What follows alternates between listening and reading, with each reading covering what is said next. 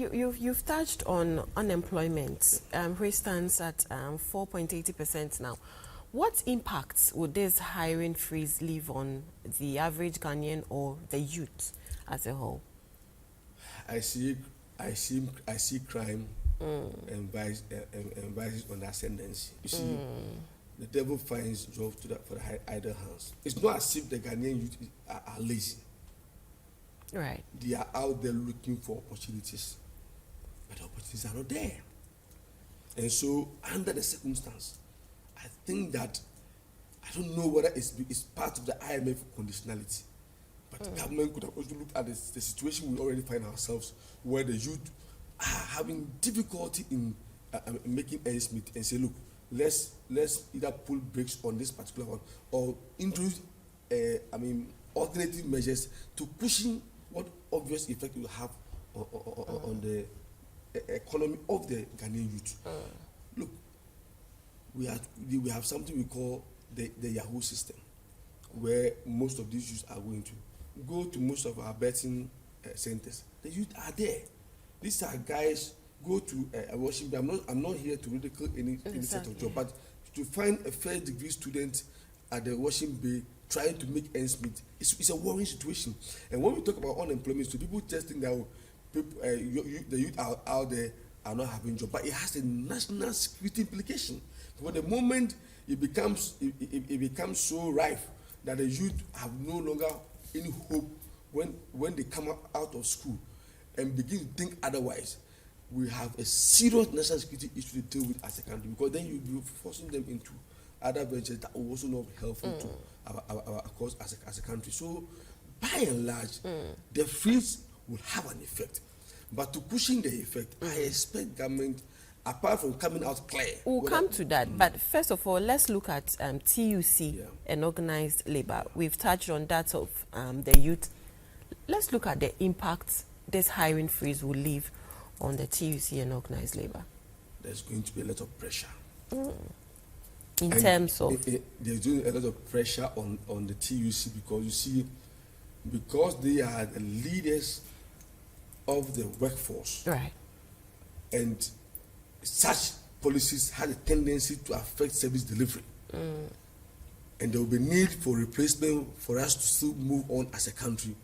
You can imagine where this will put them. And that's why they've also come out to ask the government to come clear on what they mean by there's going to be a freeze.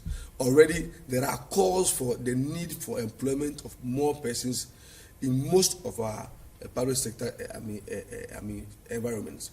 And when those pressures come, government always have to use the fact that they have limited fiscal space to be able to absorb these persons. So if there's going to be another policy that tells you that don't even recruit for a whole year, then you can imagine the kind of situation they will go. So they are really in troubled times, right? And I can feel what they are going through, except that at this moment they must begin to see themselves more as reps of workers, because we came out because we have not been impressed with a body language and demeanor of TUC when it comes to their engagement with government.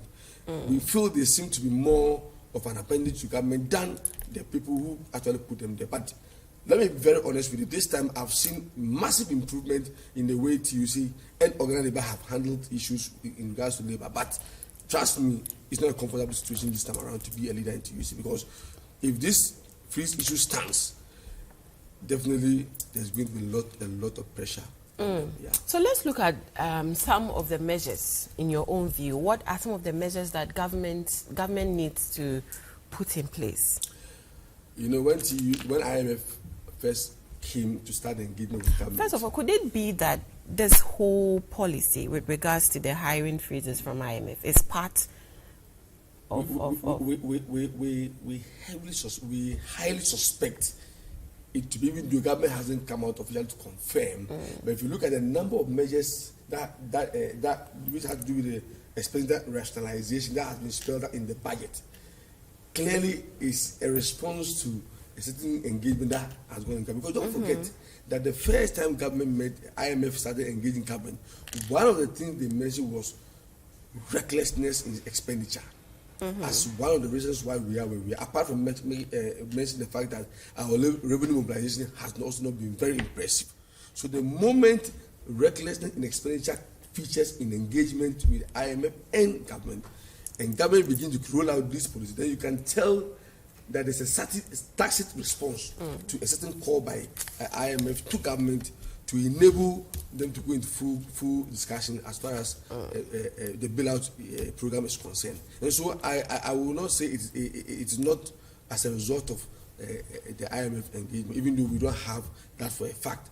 But you see, it is true that obviously from the records that we have, government has come to realize that there's a need to cut down expenses.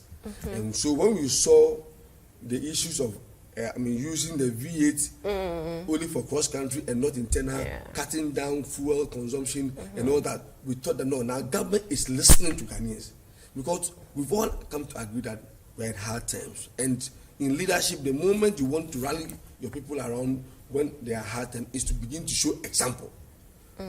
The moment you show example, then you begin to get people to have confidence in you and also follow suit. And so government at this moment has no choice than begin to observe these austere measures to, as it were, inspire that confidence the citizens also want to see in government. Okay, that government is with us, so let's also see what support we can give to government. So we are totally for all the measures that is, provided it will be followed to the letter, that it won't be mere rhetoric, and that government is really going to have this observed, so we can have a feel of it on our fiscal space and on our vote. But our only worry, it has to do with the freeze on employment, which we feel government can do.